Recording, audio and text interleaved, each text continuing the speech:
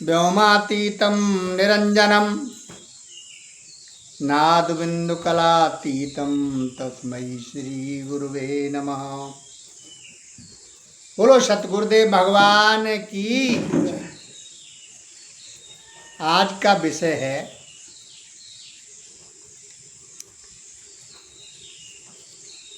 क्या ब्रह्म प्रत्यक्ष हो सकता है?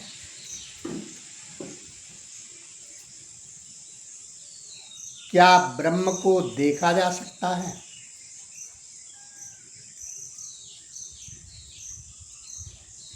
कौन सा साधन है जिससे ब्रह्म को प्रत्यक्ष किया जा सके? भाइयों, प्रश्न वेदांत का है, गहन है, समझें। सबसे पहले तो ये समझें कि ब्रह्म कौन है और जो देखने की कोशिश कर रहा है वो कौन है, तब समझ में आएगा।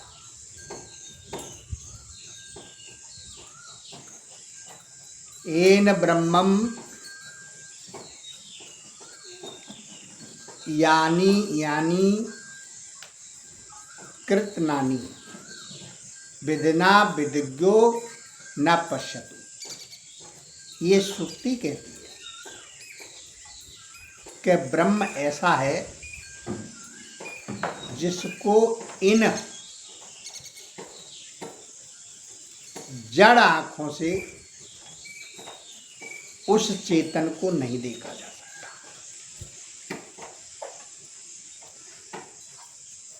क्यों? कि यह जो मानव का शरीर है, ये शरीर जड़ है। इसके अंदर सिर्फ और सिर्फ चेतना उस ब्रह्म की है, उस आत्मा की है, उस परमात्मा की है, उस ब्रह्म की है।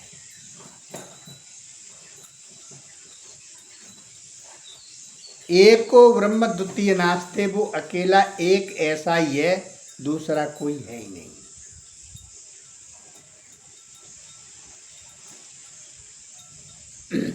अब वह सब कुछ करता है और कुछ भी नहीं करता, सब में ओतप्रोत है और सबसे परे है, अलग है। जिस चीज का कोई आकार नहीं, कोई रंग रूप नहीं, कोई व्याख्या नहीं, तो उसको कैसे देखोगे आप? ये आंखें सिर्फ दृश्य को देखती है,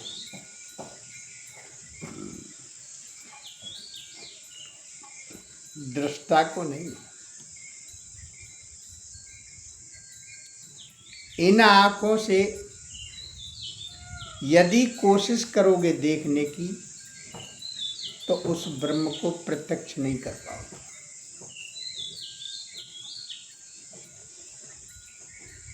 उसको देखने का जो विधान है वो सिर्फ और सिर्फ अनुभव किया जा सकता है, सो भी गुरु कृपा से, वेद की कृपा से, सत्संग की कृपा से। उसको सिर्फ अनुभव कर सकते हैं हम, उसको प्रत्यक्ष देख नहीं सकते। उसको हम समझ सकते हैं और समझ करके भी देख नहीं सकते, ये ध्यान रखना। समझेगा कौन? बुद्धि समझेगी, और बुद्धि जड़ है। और मैंने अभी आपको बताया कि जड़ की कोई क्षमता नहीं जो चेतन को देख सके। चेतन की क्षमता है, जड़ को चेतन को दोनों को देख सकता है। तो इस शरीर के माध्यम से नहीं, आध्यात्म के माध्यम से, सूक्ष्म शरीर के माध्यम से आप उसको महसूस कर सकते हो, आप उसका अनुभव कर सकते हो। और वो इसका एक विधान है, अनुभव करने का भी एक विधान है। क्या विधान है? गुरु के द्वारा प्रदत्त जो ज्ञान है उसका प्रयोग करके, ध्यान के द्वारा, समाधि के द्वारा, समझ के द्वारा उस ब्रह्म को हम जान सकते हैं, हम उसको प्रत्यक्ष अनुभव कर सकते हैं। हम उसको ऐसे देख नहीं सकते कि बस हमने विधि की नहीं कि वो सामने खड़ा हो जाए आकर, ऐसा कोई प्रोसीजर नहीं है। देखिए, ये जो मनुष्य का शरीर है, मानव के अलावा कोई और अनुभव ही नहीं कर सकता। क्यों? कि इतनी समझ किसी के अंदर है नहीं। सिर्फ और सिर्फ बुद्धि का पसारा है। जब मन और बुद्धि एकाग्र हो जाएंगे तो हम समाधिष्ट हो जाएंगे। हम भ्रकुटी के मध्य में ध्यान लगाएंगे।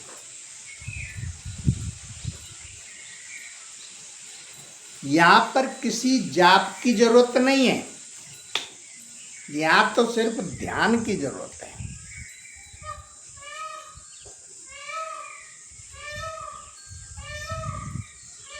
और आप ध्यानिष्ठ होकर के मेडिटेशन के द्वारा, ध्यान के द्वारा आप उसको अनुभव करने लग जाए।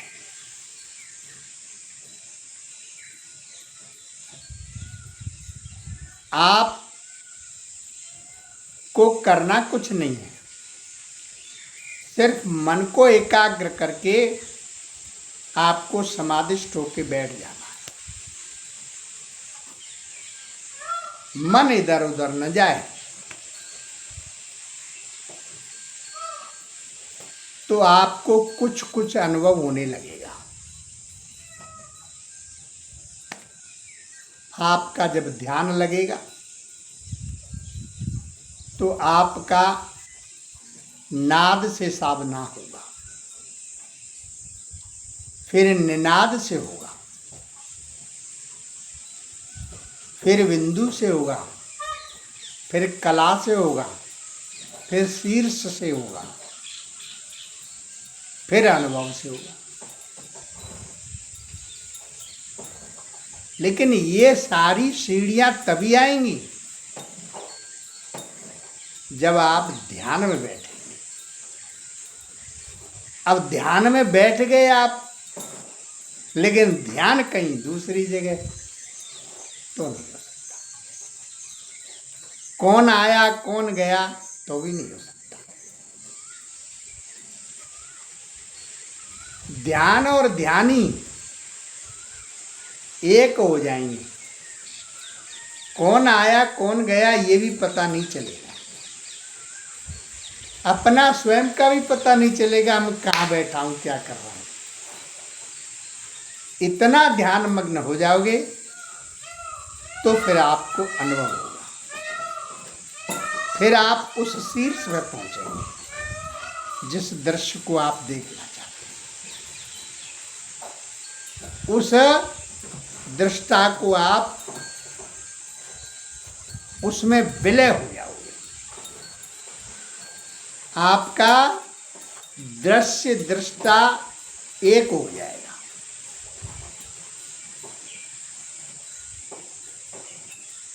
जिसका ध्यान किया जा रहा है और जो ध्यान कर रहा है,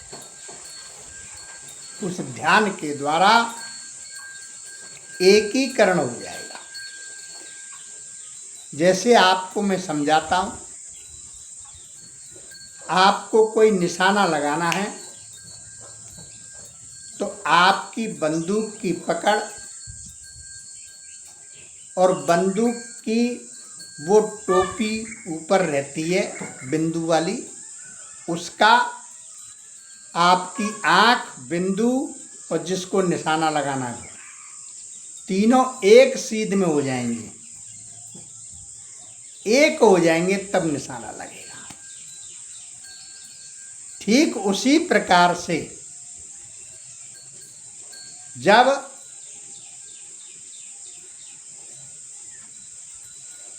ध्यान और ध्याता और जिसका ध्यान कर रहे हैं दृष्टा एक हो जाएगा, तब आपका काम बनेगा, तब आप जाकर के उस ध्यान में अवस्थित हो सकते हो। और ज्यों-ज्यों अवस्थित होगे त्यों-त्यों आपको अनुभव होगा, उसको महसूस करोगे।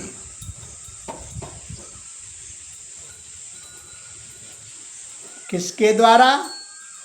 उस ध्यान के द्वारा, उस विधि के द्वारा। क्यों? कि शब्द की पहुंच वहां तक नहीं है, दृष्टि की पहुंच वहां तक नहीं है, मन की पहुंच वहां तक नहीं है, बुद्धि की पहुंच वहां तक नहीं, इन सबसे परे है, अनुभव गम्य है। केवल अनुभव में लाया जा सकता है उस ब्रह्म को। शायद आप मेरे समझाने को समझ गए होंगे। जय श्री राम।